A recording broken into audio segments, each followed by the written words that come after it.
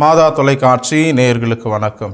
இன்றைய நாளிலே இயேசு நமக்கு புதியதொரு சிந்தனையை தருவதோடு மட்டுமல்லாமல் ஒரு அன்பின் கட்டளை நமக்கு வழங்குகிறார்.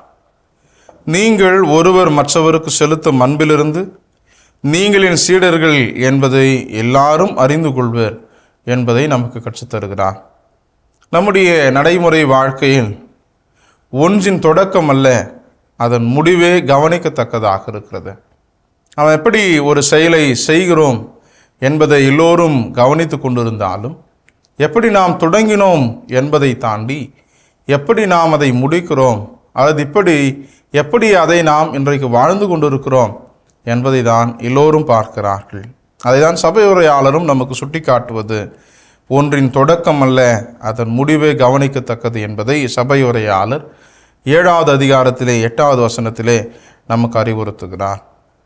சிலவற்றின் நிறைவு வேகமாக தெரிந்துவிடும், சிலவற்றினுடைய நிறைவு நெடுங்காலத்திற்கு பிறகுதான் தெரியும்.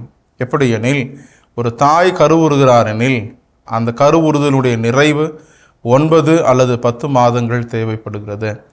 அல்லது நம்முடைய வீடுகளில் இன்றைக்கு எல்லோரும் தண்ணீரை வீட்டிற்குள்ளாகவே வர வைக்கிற திறனை நாம் பெற்றிருக்கிறோம். ஒரு குடிதண்ணீருடைய குழாயோ அல்லது பழுப்போ பழுதடைகிறது, உடைகிறது எனில் அதற்குரிய நபரை அழைத்து நாம் ஒரு நாளைக்குள்ளாக அந்த பழுதை நிறைவு செய்து விடுகிறோம். ஆக ஒரு ஆசிரியர் தன்னுடைய மாணவனுக்கு பயிற்சிவிக்கிற அந்த திறன் எப்பொழுது நிறைவடைகிறது? 10 மாத காலம் அல்லது 12 மாதங்களுக்கு பிறகு தேர்வின் பொழுது நிறைவடைகிறது. நமக்கு உடல்நலம் அற்று இருக்கிற பொழுது, காய்ச்சல் வருகிற பொழுது, அந்த நோயினுடைய அந்த வீரியம் எப்பொழுது குறைந்து நம் உடல் நிறைவடைகிறது? மருத்துவர் நமக்கு வழங்குகிற அந்த மருந்துகளை பொறுத்து அமைகிறது. அதே பொழுதுதான் நிறைவு பெறுகிற எல்லாமே நமக்கு ஒரு வகையான உணர்வை தருவதில்லை. சிறையில் ஒருவர் தண்டனை அனுபவித்து கொண்டிருக்கிறார் எனில் அவருடைய தண்டனை காலம் நிறைவுறுகிறது என்று சொல்கிற பொழுது அந்த நிறைவடைதல் அவருக்கு மகிழ்ச்சி அளிக்கிறது. ஆக இந்த நிறைவடைதல் எல்லா நேரங்களிலும் எல்லோருக்கும் மகிழ்ச்சியை தந்துவிடுவதாக இருப்பதில்லை. நாம் வாழ்ந்து கொண்டிருக்கிற இந்த உலகில் பல நிறைவேறா ஆசைகள் தான் நம்மை அலகழித்து கொண்டிருக்கிறது. பல வகையில் இந்த நிறைவேறா தன்மை தான் நம்மை பாதித்து கொண்டிருக்கிறது.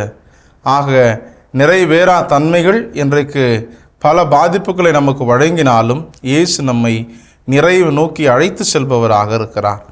ஆக எது நம்மை நிறைவுக்கு அழைத்து செல்கிறது என்பதை பார்க்கிற பொழுது யோவான் நற்செய்தியிலே, இந்த நற்செய்தியில் இயேசு நமக்கு சொல்வது, மாட்சி பெறுதல் அல்லது மாட்சிப்படுத்தப்படுதல் என்கிற வார்த்தை இயேசுனுடைய பாடு, இறப்பு, உயிர்ப்பு மற்றும் விண்ணேற்றத்தை நம் கண்முன் நிறுத்துகிறது. ஏனெனில் இது கடவுளுடைய திருவுளமாக இருக்கிறது. அத்திருவுளத்தை இயேசு நிறைவேற்றுபவராக இருக்கிறார். ஆக இன்றைய நாளில் நாம் சிந்திக்க வேண்டியது, தன்னுடைய நிறைவேறிய இந்த பணி தொடர்ந்து நடைபெற, தொடர்ந்து உலகில் நிறைவேறுகிற தன்மையோடு இருப்பதற்காக இயேசு தன்னுடைய சீடர்களுக்கு கட்டளை இடுகிறார். அக்கட்டளை தான், நீங்கள் ஒருவர் மற்றவருக்கு செலுத்தும் அன்பிலிருந்து நீங்கள் என் சீடர்கள் என்பதை எல்லாரும் அறிந்து கொள்வர். ஆக நாம் இன்றைய நாளிலே ஒருவர் மற்றவரை அன்பு செய்வதன் மூலமாக இயேசுனுடைய சீடத்துவத்தில் பங்கேற்கிறோம். அந்த அன்பு இயேசுனுடைய சீடத்துவத்தினுடைய அடையாளமாகவும் இருக்கிறது என்பது இயேசு கற்றுத்தருகிறார். அதை தான் திருவழிபாட்டு பாடல் நமக்கு அறிவுறுத்துகிறது.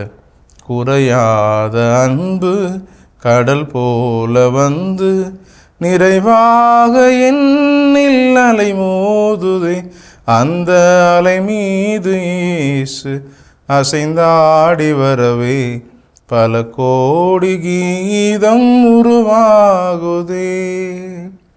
குறையாத அன்பை வைத்திருப்பவர் கடவுளாக இருக்கிறார். எனவே நாம் குறையாத இந்த அன்பை பெற்று வாழுகிற நாமும் குறைவுபட அன்பை அடுத்தவருக்கு வழங்குகிற பொழுது இயேசுவின் சீடர்கள் ஆவோம் என்பதை உணர்ந்து குறைவுபட அன்பில் நாம் நிறைவு காண்பவர்களாக வாழ்கிற வரத்தை இந்நாள் முழுவதும் இறைவனிடம் ஜெபிப்போம். இயேசுவுக்கே புகழ், இயேசுவுக்கே நன்றி. மரியே வாழ்க.